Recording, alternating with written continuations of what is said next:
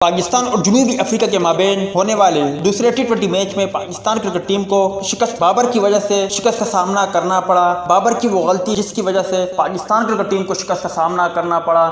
آج کی زیر نظر ویڈیو میں آپ بھائیوں کو یہی سب کچھ بتانے لگا ہوں، مگر مزید تفصیلات کی طرف بڑھنے سے پہلے اس ویڈیو کو لائک کریں اور کمنٹ سیکشن میں آپ بھائی مجھے اتنا ضرور بتا دیں کہ آخر کس وجہ سے پاکستان کرکٹ ٹیم کو شکست کا سامنا کرنا پڑا۔ جنوبی افریقہ اور پاکستان کے مابین دوسرے ٹی20 میچ میں پاکستان کرکٹ ٹیم نے پہلے بیٹنگ کرتے ہوئے مقررہ 20 اوورز میں 9 وکٹوں کے نقصان پر 140 رن بنائے، تاہم یہ آسان ہدف جنوبی افریقہ کرکٹ ٹیم نے آسانی 4 وکٹوں کے نقصان پر پورا کیا۔ تاہم پاکستان ٹیم کو شکست بابرعظم کی چھوٹی غلطی کی وجہ سے ہوئی۔ اگر بابرعظم کی بات کرے تو وہ دوسرے ٹی20 میچ میں پاکستان کرکٹ ٹیم کے کپتان بھی ہے، مطلب کہ اس سیریز میں اور اس وقت پاکستان کرکٹ ٹیم کے کپتان بھی ہیں۔ انہیں معلوم ہونا چاہیے کہ پاکستان ٹیم نے ٹارگٹ دینا ہے اور ٹی20 کرکٹ اتنی تیز ہے کہ 200 رن بھی بآسانی چیس ہو جاتی ہے، مگر یار آج بوبی بھائی بہت سلو کھیلے۔ انہوں نے تقریباً 50 گیندوں پر 50 رن بنائے۔ اگر وہ 30 گیندوں پر بھی 50 رن بناتے تو یقینی طور پر اس کا پاکستان کرکٹ ٹیم کو بہت فائدہ ہوتا اور آنے والے بلے بازوں پر اتنا پریشر نہ ہوتا۔